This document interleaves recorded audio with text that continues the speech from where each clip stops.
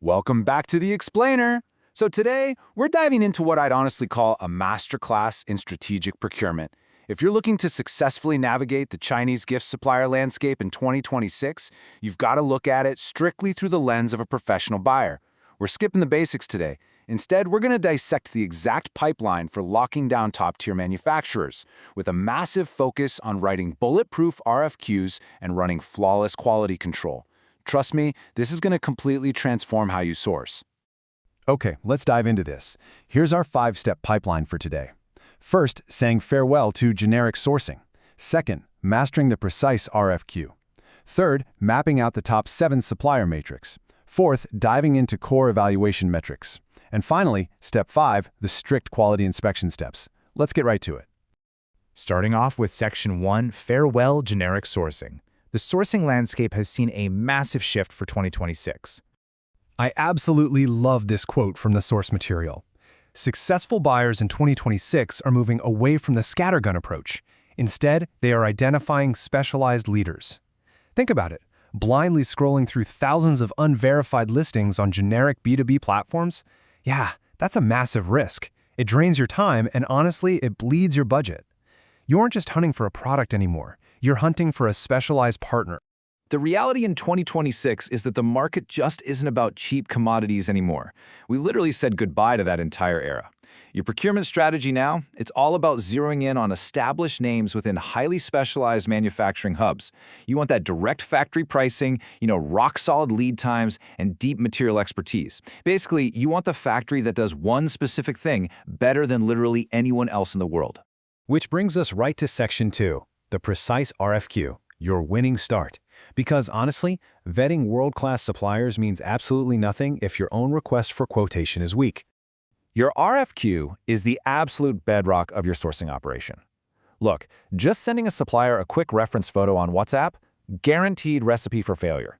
You need specific, hard metrics. You got to document the exact material grade, like, say, specifying 304 over 201 stainless steel. You need to dictate the precise branding method. Is it laser engraving, silk screening, or UV printing? State your target minimum order quantity, your MOQ, right up front. And please, have your high-res vector files, your AIs, EPS, or PDFs ready to go immediately. Precision right at the start eliminates so many costly assumptions down the line. Moving on to Section 3, let's look at the top 7 supplier metrics. These are your specialized partners, perfectly tailored for your specific RFQ requirements. Now, what's really interesting about this matrix is how professional buyers map exact metrics to specific factory strengths. Check this out. If your metric is catalog depth, like you need a one-stop shop with hundreds of turnkey items, you hit up an aggregator like Papa China. If your focus is material specialty, say heavy-duty metalwork, you go straight to Xiexing Gift. Got strict environmental and ESG mandates? Bamborn is your go-to. And for pure design aesthetics and packaging, you're looking at Triumph or OUI. It's like, you wouldn't ask a metalworker to sew a silk bag, right? You map the factory directly to the procurement need. Let's put some of these side by side to really show why specialization is so crucial. Take Triumph Gifts. They completely own the business and premium space. We're talking high perceived value corporate sets, luxury leather, and these sophisticated OEM assembly lines where packaging is treated like an absolute art form. But then contrast that with ProStar Gifts. They're all about the intersection of utility and tech. Smart tech, Bluetooth wearables, and this is key, super strict electronic R&D and component quality control. These are 2 totally different ecosystems built for 2 totally different needs. And this brilliantly illustrates the concept of material mastery. Sheiks and Gift, they own the die casting and polishing lines. If you need heavy metal hardware or enamel lapel pins turned out at massive volumes with great pricing, they are your direct factory advantage. But then, look at Legia Crafts. They're the absolute masters of the soft gift. If you need textiles, velvet pouches, or, most importantly, exact Pantone fabric matching to keep your brand consistent, Legia is exactly where you go. Okay, let's shift over to Section 4, Evaluation Metrics. This is our core focus as we dig into the actual logistics of vetting these suppliers for real production runs. You really have to understand the core trade-offs in sourcing suitability here. Let's talk minimum order quantities, or MOQs. Papa China, fantastic for lower MOQs across a huge range of products, when you just need to slap a single logo on something quickly without juggling 10 different factories. But if you want that hyper-specialized mastery of Xiexing's metalwork or Legi's custom textiles, you've got to know they require a higher MOQ. Why? Because they literally have to spin up and calibrate custom production lines and die cast just for your specific order. It's a fundamental rule of sourcing. Specialization requires scale. Logistics is another huge metric. Can they ship directly to Amazon FBA? For suppliers like Papa China, ProStar, and OII, yeah, absolutely. They know FNSKU labeling and palletization inside out. And then we have risk mitigation with payments. Listen, for first-time orders, always prioritize platforms with buyer protection, like trade assurance or escrow.